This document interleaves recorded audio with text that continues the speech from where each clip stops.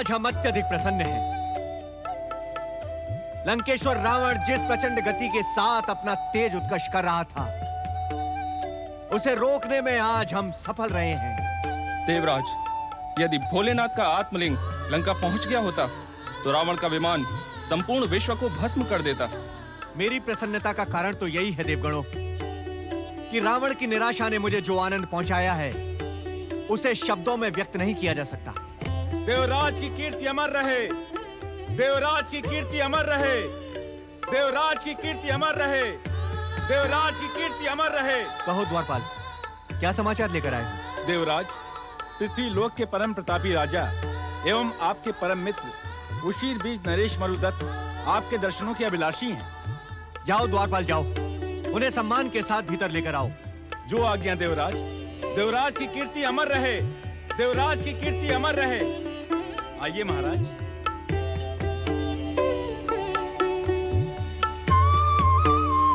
प्रणाम देवराज इंद्र। प्रिय मित्र मरुदत्त, आज आपको इस आनंद उत्सव के दिन देखकर मेरा मन प्रसन्न हो गया। देवराज इंद्र की प्रसन्नता का कारण उनके मित्र को ज्ञात है। आपकी इस प्रसन्नता से ही तो ये संपूर्ण संसार आनंदित है। आइए मित्र, आसन ग्रहण कीजिए। आसन ग्रहण करने से पूर्व मैं आप सभी को उशीर बीज आमंत्रित करने का इच्छुक हूँ। आज्ञा हो तो मैं अपना निवेदन प्रस्तुत करूं? अवश्य मित्र, आइए। भोलेनाथ का आत्मलिंग लंका ना पहुंचना, रावण की निराशा और देवराज इंद्र की प्रसन्नता को स्थायी रखने के उद्देश्य से ही मैंने पृथ्वीलोक पर महेश्वर यज्ञ करने का संकल्प किया है। उत्तम, अति उत्तम। देवगुरु बृहस्पति स्वयं इस यज्ञ को संपन्न करवाएंगे। परम पावन एवं भोलेनाथ को प्रसन्न करने वाले इस माहेश्वर यज्ञ अनुष्ठान में आप सब की उपस्थिति प्रार्थनीय है। आपका निमंत्रण पाकर हम धन्य हुए मरुदत्त। हम सभी अवश्य पधारेंगे। देव शत्रु दैत्यों, राक्षसों और दानवों का अंत सुनिश्चित है। देवराज इंद्र, महेश्वर यज्ञ का संकल्प देव शत्रु दैत्यों, राक्षसों और असुरों की पराजय ही है। असंभव रावण, असंभव। ये भोलेनाथ की लीला नहीं, राक्षस शत्रु देवताओं का षड्यंत्र है। वे तुम्हें पराजित करने में सफल हो ही गए। ये आप क्या कह रही हैं माता श्री? मैं सत्य कह रही हूँ। तुम्हें पुत्र कहते हुए मुझे लज्जा का अनुभव हो रहा है। आज तुम्हारा पुरुषार्थ नहीं, मेरा मातृत्व पराजित हुआ है। माता श्री, दैत्यराज सुमाली की पुत्री केकसी ने आज तक जो इच्छा की वो पाया है, किंतु आज तुमने मेरी भविष्य की सारी योजनाओं पर अवरोध लगा दिया है। तुम्हारी असफलता ने मात्र मेरे ही नहीं, लंका के भी भविष्य पर प्रश्न चिन्ह लगा दिया है। आज जीवन में पहली बार रावण को असफलता ने छू लिया है माता श्री। किंतु इस असफलता के लिए केकसी तुम्हें कभी क्षमा नहीं करेगी रावण। माता श्री, माता पार्वती द्वारा पूजित शिव शंकर के आत्मलिंग को प्राप्त करके तुमने महान सफलता अर्जित की थी, किंतु अपने अति आत्मविश्वास के कारण तुम्हें शत्रुओं के कुचक्र ने घेर लिया। जो कुछ भी हुआ उसे एक दुस्वप्न समझकर भूल जाइए माता श्री। असंभव रावण, आज का दिन केकसी कभी नहीं भूल सकती। भीरू देवताओं के कुचक्र के सन्मुख पराजित होकर तुमने मेरे जीवित रहने का उद्देश्य ही समाप्त कर दिया है। देवताओं से अपना प्रतिशोध मैं कैसे भूल जाऊं? केकसी, मुझे कह लेने दीजिए पिताश्री। यदि आज न कह सकी तो राक्षस जाति मुझे कदापि कदापि क्षमा नहीं करेगी। विश्रवा पुत्र होने के पश्चात भी रावण और कुंभकर्ण में राक्षसी संस्कार भरने का दोष मुझे भविष्य देगा। किंतु आज यदि रावण सफल हो गया होता तो भविष्य मेरी मुट्ठी में होता। इसे भूल जाना ही उचित है माता श्री। भूल जाने का अर्थ तुम्हें ज्ञात है विभीषण? नहीं माता श्री। आज के पश्चात केकसी का प्रतिशोध कभी पूर्ण नहीं होगा। असुर जाति का भविष्य अंधकारमय हो जाएगा। ऐसा ना कहे माता श्री, ऐसा ना कहे। तो क्या कहूं पुत्र, क्या कहूं?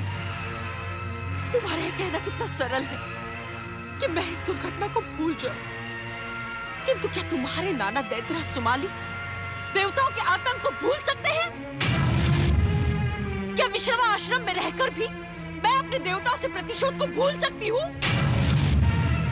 क्या असुर राक्षस दैत्य जाति ये भूल सकती है कि देवताओं के कारण उन्हें कितना निकृष्ट जीवन व्यतीत करना पड़ा? बस माताश्री बस, अब यह प्रसंग यहीं पर समाप्त कर दें।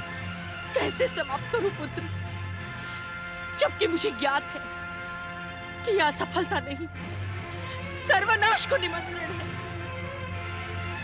यदि भोलेनाथ का आत्मलिंग यहाँ आ जाता तो माता पार्वती का श्राप निष्क्रिय हो जाता, लंका अविनीत भूमि बन जाती, तो शत्रु देवताओं की योजनाएं ध्वस्त हो जाती, तुम त्रिलोक के विजयी बन जाते।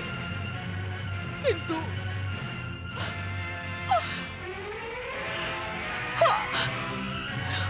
असफलता और निराशा के ऐसे उपेक्षापूर्ण जीवन से मर जाना ही उचित है। बिंबा! आज्ञा राजमाता। मैं इसी क्षण जीवित आत्मदाह करूंगी। मेरी समाधि की व्यवस्था की जाए। नहीं नहीं नहीं, मैं आपको ऐसा नहीं करने दूंगा माताश्री। मैं तुम्हारी माता हूँ रावण। तुम्हारे नाना दैत्यराज सुमाली को भली भांति ज्ञात है कि केकसी एक बार जो हट साध ले उसे पूरा करके ही मानती है। बिंबा, तुमने अभी तक मेरा आदेश सुना नहीं? जो आज्ञा राजमाता। नहीं, ऐसा हट न साध पुत्री। हट और क्रोध तो मृत्यु का पहला चरण है। केकसी मृत्यु से डरती नहीं पिताश्री। मृत्यु के पश्चात केकसी की आत्मा राक्षस जाति के पुनरुत्थान के लिए सदा सदा भटकती रहेगी। माताश्री, माताश्री।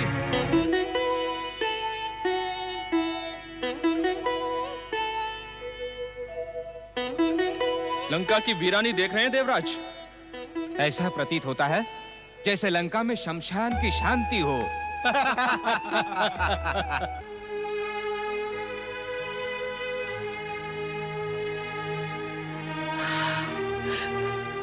आप भी वही देख रहे हैं देवराज जो मैं देख रहा हूं? हाँ वरुण देव, किंतु ये समाधि किसकी हो सकती है? लंकेश्वर रावण के अतिरिक्त किसकी होगी?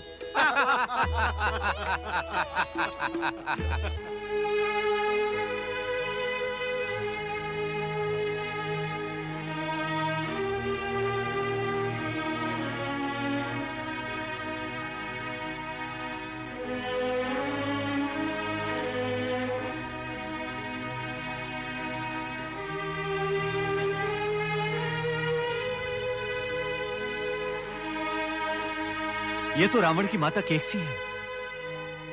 ये आत्मदाह क्यों कर रही है? आज का दिन ये संसार भूलेगा नहीं रावण। अभी तो आजन्म स्मरण में रखेगा कि एक पुत्र की असफलता के कारण उसकी माता ने आत्मदाह कर लिया।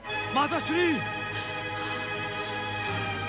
माताश्री, क्षमा मांगना मेरा स्वभाव नहीं है माताश्री, किंतु आज आपसे एक अवसर मांगता हूं। आप जैसा कहेंगी वैसा ही करूंगा मैं माताश्री, किंतु आप आत्मदाह ना करें माताश्री। आज तक तुमने मेरा विश्वास जीता है रावण। आज भी आप विश्वास करें माता, मेरा विश्वास करें। केकसी पुत्र रावण ये प्रतिज्ञा करता है, आप जो कहेंगी मैं करूंगा। अपनी प्रतिज्ञा पर और एक बार विचार कर लो रावण। विचार की आवश्यकता नहीं है माता, मैंने प्रतिज्ञा कर ली है।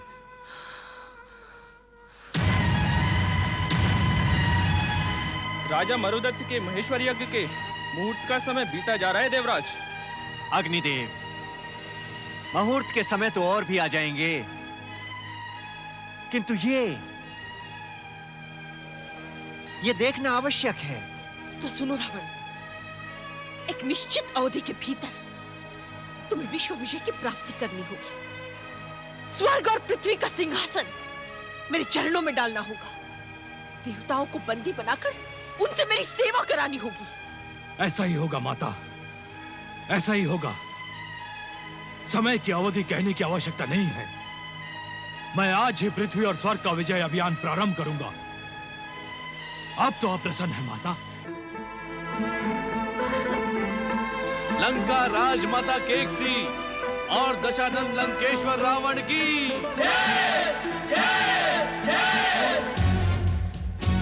अब क्या होगा देवराज? मुझे इसी क्षण स्वर्ग पहुंचना होगा। नहीं देवराज, महेश्वर यज्ञ के निमित्त निकलकर उसमें अनुपस्थित रहना अनुचित है। हाँ देवराज, इससे भोलेनाथ रुष्ट होंगे। भोलेनाथ? ये रावण उन्हीं की कृपा का परिणाम है। शांत रहें देवराज, उत्तेजना अनुचित है। तो फिर क्या करूं? उशिरबीज के नरेश राजा मरुदत्त के महेश्वर यज्ञ से भोलेनाथ को प्रसन्न करे देवराज। ठीक है, यदि आप कहते हैं तो यही उचित होगा। किंतु अग्निदेव एवं पवन देव, आप स्वर्गलोक की ओर प्रस्थान करें। जो आज्ञा देवराज।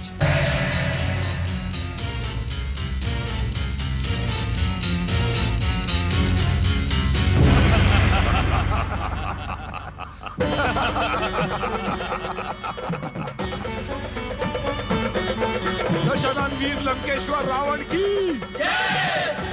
दशानन रावण की राक्षस जाति की जय जय लंकेश्वर, लंकेश्वर की जय हो। कौन हो तुम और किस प्रयोजन से हमारे समीप आए हो?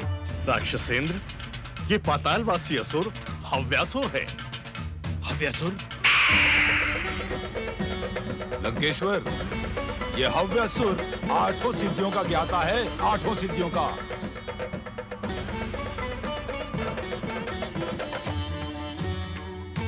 लंका के प्रमुख गुप्तचर नायक महाविकट की मृत्यु के पश्चात हम इसी हव्यासुर को उनके स्थान पर नियुक्त करने के इच्छुक हैं महाराज। तुम राक्षस हो अथवा असुर? हूं तो असुर, किंतु राक्षसों से विशेष स्नेह रखता हूं। कारण? राक्षसों, दैत्यों और असुरों का उद्देश्य एक ही है, दुष्ट देवताओं की पराजय, तीनों लोकों पर एक छत्र राज। और ये उद्देश्य आज आपके अतिरिक्त कोई पूर्ण नहीं कर सकता। हमारे अभियान संबंधी कोई सूचना है तुम्हारे पास? लंकेश्वर, इस समय इंद्र आदि देवगण स्वर्गलोक में नहीं है। अर्थात? वो सब पृथ्वी लोक के राजा मरुदत्त के राज्य उशीर बीज में है। क्यों? उशीर बीज नरेश और देवराज इंद्र के परम मित्र मरुदत्त ने आपके आत्मलिंग वाली असफलता को स्थायी बनाने के उद्देश्य से एक महेश्वर यज्ञ का आयोजन किया। देवराज और देवगण इस समय उसी अनुष्ठान में सम्मिलित हैं। उस दुष्ट पृथ्वीवासी मनुष्य का यह दुस्साहस, हम उसे तिनके के समान मसल कर रख देंगे। राक्षस वीरों, हमारे अभियान का प्रारंभ अब उशिरबीज से होगा। पराक्रमी राक्षसों, उशिरबीज का वैभव और कीर्ति धूल में मिला दो।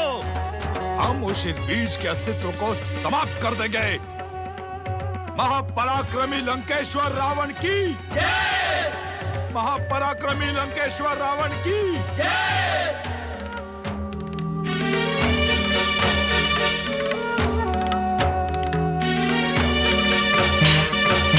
राजमाता की जय हो। कहो बिंबा, महाबली लंकेश्वर के अभियान की क्या सूचना है? राजमाता, लंका के गुप्तचरों ने संकेत दिया है कि विशाल राक्षस सेना के साथ महाबली लंकेश्वर ने स्वर्ग पे आक्रमण का विचार त्याग दिया है। अर्थात? उत्तेजित ना हो राजमाता। गुप्तचर हव्यासुर की सूचना के अनुसार इस समय स्वर्ग में इंद्र देवता आदि नहीं हैं। अर्थात मेरे पुत्र महाबली वरदानी दशानन से भयभीत होकर दुष्ट देवता स्वर्ग छोड़कर भाग गए।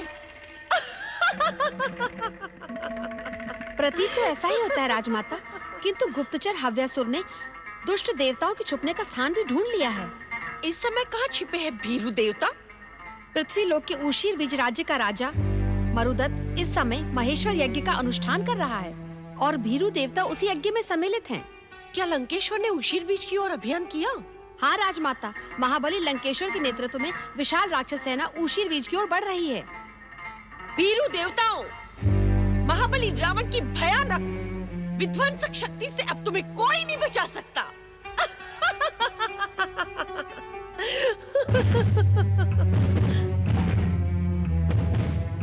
प्रणाम राजमाता। पधारो महारानी मंदोदरी। मैं तुम्हारा कुशल ज्ञात करने की इच्छुक थी। सब कुशल तो है ना? परमवीर दानव मैं की पुत्री मंदोदरी, क्या तुम्हें अपने महान पराक्रमी पति की शक्ति पर विश्वास नहीं? क्या तुम्हें लंकेश्वर दशानन की विजय पर संदेह है? प्रश्न संदेह और अविश्वास का नहीं है राजमाता। प्रश्न जब संदेह और अविश्वास का नहीं है, तो फिर तुम दुखी क्यों हो? तुम्हारी आंखें अश्रुओं से भीगी क्यों हैं? लंकेश्वर के अभियान के समय तो तुम्हें प्रसन्न रहने की आवश्यकता है। इन अभियानों की क्या आवश्यकता है राजमाता? ये युद्ध क्यों? ये प्रश्न मुझसे महाबली लंकेश्वर की पत्नी और केकसी के पुत्रवधू कर रही है। आश्चर्य, घोर आश्चर्य। मंदोदरी, तुम्हारे भीतर जो भीरुता जन्म ले रही है, वो राक्षस जाति की आने वाली पीढ़ी के लिए घातक सिद्ध हो सकती है। पुत्र में माँ के संस्कार पलते हैं मंदोदरी। आज रावण के भीतर जो भयानक, विध्वंसक, विस्फोटक अग्नि उत्तेजित है, वो मेरे ही संस्कारों का परिणाम है। किंतु उस भयानक, विध्वंसक, विस्फोटक अग्नि की क्या आवश्यकता है? क्या भैया विभीषण की भांति जीवन व्यतीत नहीं किया जा सकता? वे भी तो आपके पुत्र ही हैं। उस भीरू का नाम ना लो मंदोदरी। वो मेरा पुत्र अवश्य है, किंतु उसमें मेरे संस्कार नहीं है। ज्ञात है क्यों? ज्ञात नहीं राजमाता, क्योंकि जिस समय विभीषण में संस्कार भरने की आवश्यकता थी, उस समय मैं पिताश्री दैत्यराज सुमाली के साथ रावण, कुंभकर्ण और शूर्पणखा में विध्वंस की अग्नि भरने में व्यस्त थी। मैं विभीषण पर ध्यान नहीं दे पाई और इसी अवसर का लाभ उठाकर उस भीरू विश्रवा ने उसमें अपने संस्कार डाल दिए। वे आपके पति है राजमाता? नहीं मंदोदरी, नहीं। वो मेरा इच्छित पति नहीं है। वो तो मात्र मेरे पिता दैत्यराज सुमाली की बिछाई हुई विसात पर दैत्य हित चिंतन का एक पात्र पर है। राजमाता, सत्य सुनकर आश्चर्यचकित ना हो मंदोदरी। मेरे पिता दैत्यराज सुमाली के कहने पर ही रावण जैसा पुत्र पाने के लिए मैंने उस भीरू विश्रवा के साथ विवाह किया था। किंतु क्यों राजमाता? इस क्यों का अर्थ आज ही जान लेना तुम्हारे लिए परम आवश्यक है मंदोदरी, क्योंकि कुछ ही दिनों में तुम रावण के पुत्रों की माता बनोगी। तब इस क्यों की विध्वंसक अग्नि अपने पुत्रों को तुम्हें धरोहर के रूप में प्रदान करनी होगी। मैं स्वयं इस क्यों का अर्थ ज्ञात करने की इच्छुक हूँ राजमाता। सुनो मंदोदरी, प्रतिशोध की इस भयानक क्यों का जन्म देवताओं के छल से हुआ है। छल के कारण? हाँ मंदोदरी, सृष्टि संरचना के पश्चात इस संसार के समस्त स्वर्ण पर पराक्रमी दैत्यों, दानवों और असुरों ने अपना अधिकार कर लिया था। देवताओं का नेता छलिया विष्णु था। विष्णु ने अपने छल और बल से दैत्यों के समस्त स्वर्ण पर अपना अधिकार कर लिया। उसके पश्चात क्या हुआ राजमाता? दैत्य शक्ति पुनः न उठकर खड़ी हो, इसलिए इंद्र के उकसाने पर विष्णु ने अपने परम भक्त प्रहलाद के पुत्र विरोचन की निर्दयता से हत्या कर दी। समुद्र मंथन का सौंग रचाकर अमृत देवताओं को पिला दिया। महापराक्रमी दैत्य सेनापति राहु का शीश अपने सुदर्शन चक्र से काट दिया। प्रतिशोध का ये भयानक क्यों विष्णु और देवताओं के छल से ही जन्मा है मंदोदरी। दुष्ट को उसकी दुष्टता का दंड मिलना उचित है। आप निश्चिंत रहे राजमाता, प्रतिशोध का ये भयंकर विस्फोटक क्यों और भी भयानक रूप में लंकेश्वर के पुत्रों तक पहुंचेगा। किंतु पुत्र रावण की सफलता के प्रति तुम निश्चिंत रहो मंदोदरी। उस भीरू विश्रवा के प्रति मेरे मन में तनिक भी आदर नहीं है, किंतु उसका ज्योतिष और अंक गणना में मेरा पूर्ण विश्वास है। उसकी भविष्यवाणी के अनुसार रावण विश्व विजयी होकर ही रहेगा। राजमाता, ये अवसर तो प्रसन्न होने का है महारानी मंदोदरी। तुम्हारी प्रसन्नता से राक्षस नारियों का मनोबल बढ़ जाएगा। आपका मार्गदर्शन पाकर तो मनोबल टूटने का कोई कारण ही नहीं होता राजमाता। महाबली लंकेश्वर के पास तो अब भोलेनाथ की कृपा भी है।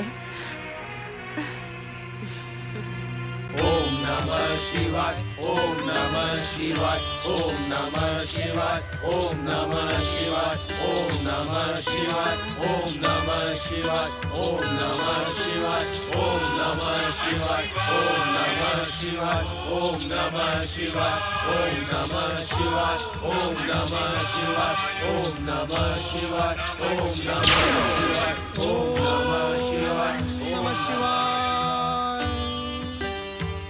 हर हर महादेव। हर हर महादेव। कैलाशपति भगवान शिव शंकर की हर हर महादेव। हर हर महादेव। नारद, तुम्हारे कैलाश आगमन का कारण हमसे अज्ञात नहीं है, किंतु तुम्हारी उद्विग्नता का क्या कारण है? भोलेनाथ, भोलेनाथ आपकी कृपा पाकर रावण रूपी संकट इस संसार पर मंडरा रहा है। मैं इसी कारणवश उद्विग्न हूं भोलेनाथ। नारद, सृष्टि के प्रथम दिन से यह निश्चित विधान है कि भक्त को उसकी भक्ति का प्रतिफल अवश्य मिलेगा। रावण ने एक भक्त का कर्तव्य निभाकर हमें प्रसन्न किया है। कठोर तपस्या करके ब्रह्मदेव से अनेक वरदान प्राप्त किए हैं। नारायण नारायण। किंतु भोलेनाथ, भक्ति का कर्तव्य निभाने वाला लंकेश्वर रावण आज विश्व विजय अभियान पर निकल पड़ा है। उसके इस अभियान से समस्त संसार भयभीत है। भोलेनाथ, क्या इसी समय रावण को स्थगित करना उचित नहीं होगा? नहीं नारद, रावण ने एक भक्त का कर्तव्य निभाकर पुण्यों का संचय किया है। अब जब तक उसके पापों का घड़ा भर नहीं जाता, उसे स्थगित करने का हर प्रयास व्यर्थ है। नारायण नारायण। भोलेनाथ, जब तक रावण के पापों का घड़ा भरेगा, तब तक रावण अपनी वरदानी शक्तियों से समस्त संसार को रौंद डालेगा। भोलेनाथ, रावण तो एक निमित्त मात्र है नारद। अर्थात भोलेनाथ, इस सत्य से तुम अनभिज्ञ नहीं हो नारद कि यह संसार तो हमारी लीला मात्र है। नारायण नारायण। मैं इस सत्य से भली भांति परिचित हूं भोलेनाथ, किंतु अपनी बात निसंकोच कहो नारद। यदि तुम्हारे मन में प्रश्न रह गया, तो यह संसार भविष्य में उन प्रश्नों का उत्तर कदापि नहीं ढूंढ पाएगा। भोलेनाथ, रावण के उत्कर्ष और युद्ध अभियानों से आपकी लीला का क्या संबंध? हमारे लिए प्रश्न तथा संसार के लिए उत्तर का कर्तव्य निभाने वाले नारद, सुनो, हमारी लीला से रावण का सीधा संबंध है। किस प्रकार भोलेनाथ? हम त्रिदेवों की कृपा प्राप्त करके रावण जैसी शक्तियां हमारी लीला के अंतर्गत उन्हीं को दंडित करती हैं जिन्होंने पूर्व काल में पापों का संचय किया है। भोलेनाथ, नंदी को भी तो लंकेश्वर रावण ने... प्रभु, मैंने पूर्व काल में कौन से पाप का संचय किया था? स्मरण करो नंदी, एक बार तुमने हमारे ही सम्मुख निरंतर जागते रहने की प्रतिज्ञा की थी, किंतु तुम उस प्रतिज्ञा को पूरा न कर सके। क्या प्रतिज्ञा पूरी न कर पाना तुम्हारा पाप संचय नहीं है? है भोलेनाथ, उसका मुझे आज भी पश्चाताप है। अब पश्चाताप की आवश्यकता नहीं नंदी। क्यों प्रभु? क्योंकि रावण से पराजित होकर प्रतिज्ञा भंग करने का दंड तुम्हें प्राप्त हो गया है। नारायण नारायण। भोलेनाथ, क्या विधि के इस विधान से नंदी भी मुक्त नहीं? नंदी ही नहीं नारद, इस विधान से हम त्रिदेव भी बंधे हैं। इस विधान की रचना करते समय हमारे मन में यही उद्देश्य था कि कहीं शक्ति पाकर रक्षक भी भक्षक न बन जाए। धन्य हैं आप भक्त वत्सल, आप धन्य हैं। अपने भक्तों के अज्ञान में संचित पापों को आप कितनी सरलता से नष्ट करवा देते हैं। नारायण नारायण। जय जय शिव शंकर। किंतु प्रभु, रावण की शक्ति के समक्ष लोकपाल, दिक्पाल, देवराज इंद्र सभी भयभीत है। क्या इन सभी ने पूर्व काल में पापों का संचय किया था? यदि पापों का संचय न किया हो तो रावण से भयभीत होने की आवश्यकता भी नहीं है। एक ओर तो इंद्र पुण्यों का संचय करके स्वर्ग के सिंहासन पर जा बैठे, किंतु दूसरी ओर स्वर्गाधिपति होने के अहंकार में एक के पश्चात एक अपराध करते रहे।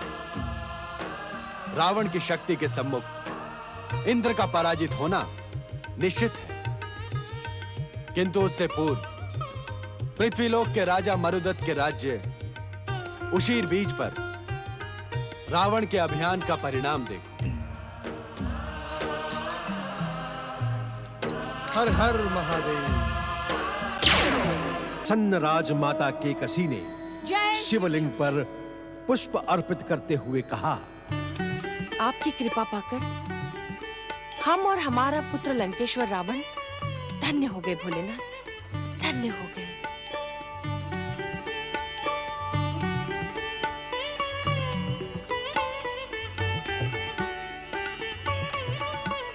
प्रणाम राजमाता। आओ मंदोदरी आओ, शिव पूजा में तुम्हारा स्वागत है। आओ। ओम नमः शिवाय। बिंबा। आज्ञा राजमाता।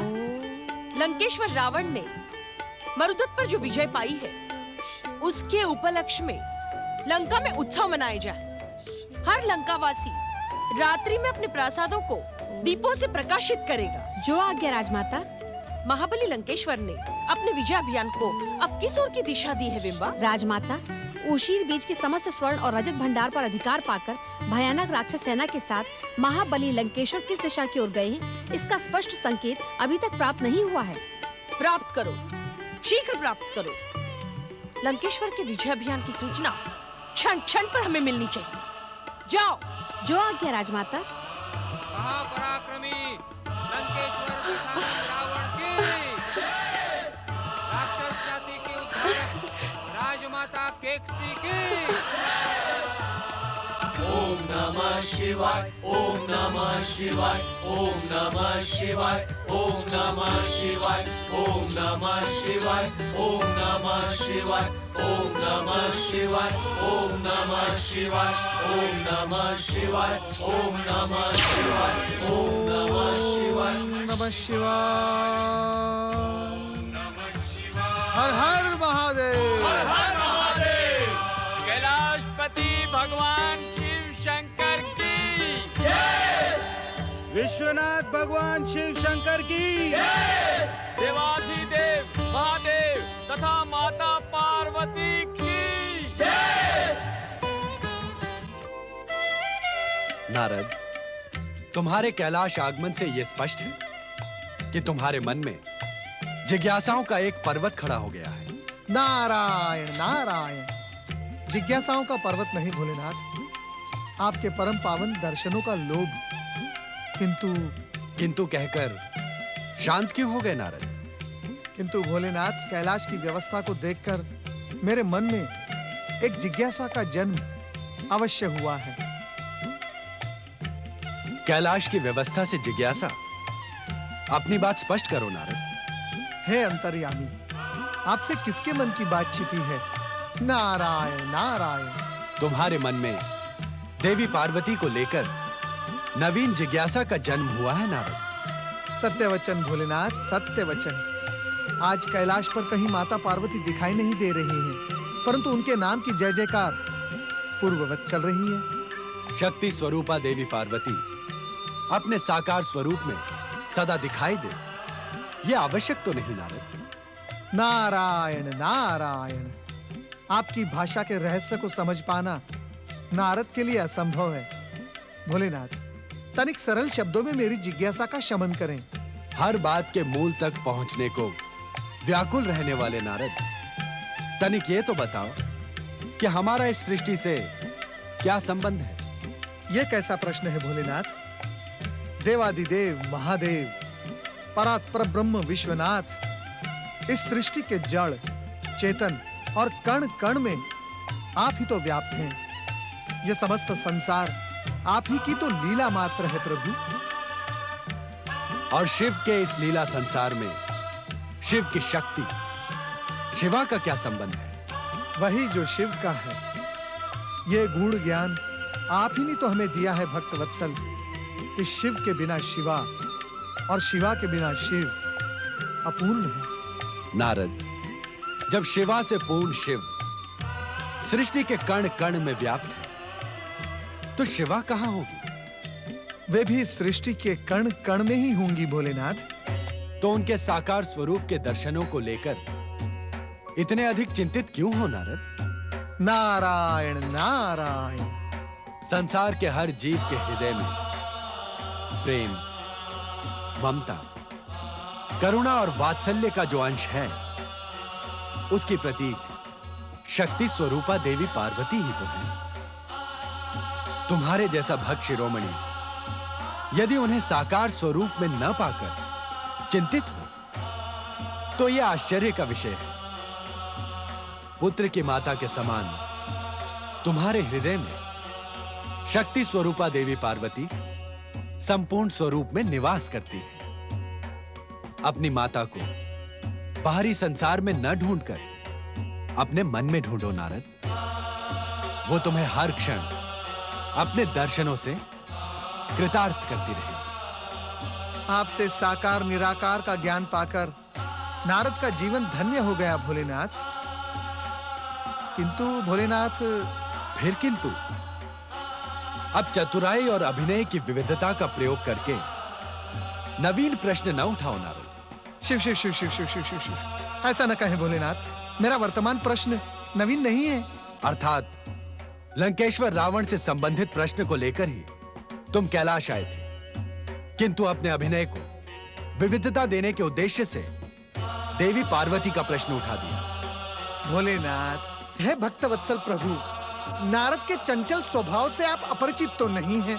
कृपया आप मुझ पर क्रोध ना करें। अर्थात तुम लंकेश्वर रावण के विजय अभियान का हमें ज्ञान कराए बिना कैलाश से प्रस्थान नहीं करोगे। नारायण नारायण। भोलेनाथ, आपका ये तुच्छ सेवक आपको किसी भी घटना का ज्ञान कराने का दुस्साहस कैसे कर सकता है, जबकि मुझे ये भलीभांति ज्ञात है कि संसार की कोई भी घटना आपसे छिपी हुई नहीं है।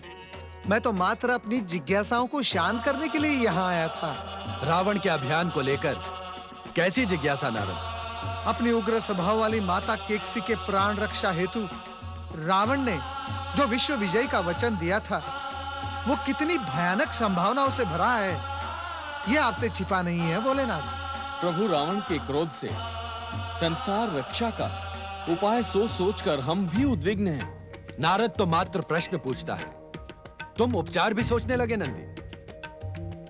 आप में तो समस्त सृष्टि व्याप्त है भोलेनाथ। निरंतर आपकी चरण सेवा करने वाले नंदी महाराज का सृष्टि की रक्षा के लिए उद्विग्न होना अत्यंत स्वाभाविक है।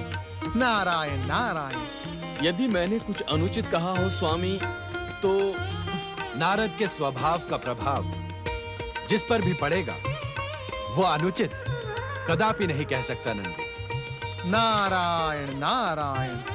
भोलेनाथ, लंकेश्वर रावण ने अभी अभी राजा मरुदत्त के महेश्वर यज्ञ को असफल कर उशीर बीज राज्य में हिंसा का जो आतंक मचाया है, उसे देखकर तो मैं भी स्तब्ध हूं। जब तक रावण में भक्ति के पुण्य थे, तब तक वो हमारा निमित्त बना हुआ था, किंतु अब निर्दोष जनता पर घोर अत्याचार करके रावण ने अपने पापों का घड़ा भरना प्रारंभ कर दिया है। भोलेनाथ, मुझे अभी अभी ज्ञात हुआ है कि लंकेश्वर रावण परम शक्ति संपन्न अपने पुत्र मेघनाथ के साथ स्वर्ग पर आक्रमण करने जा रहा है।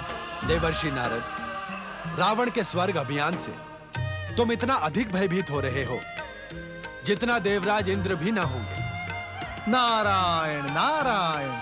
किंतु इस समय चिंता से नहीं, चिंतन से काम करोगे नारद, तो स्वर्ग और देवगण रावण के इस अभियान से सुरक्षित हो जाएंगे। तनिक स्पष्ट करे भोलेनाथ, चिंतन से कैसे काम लूं?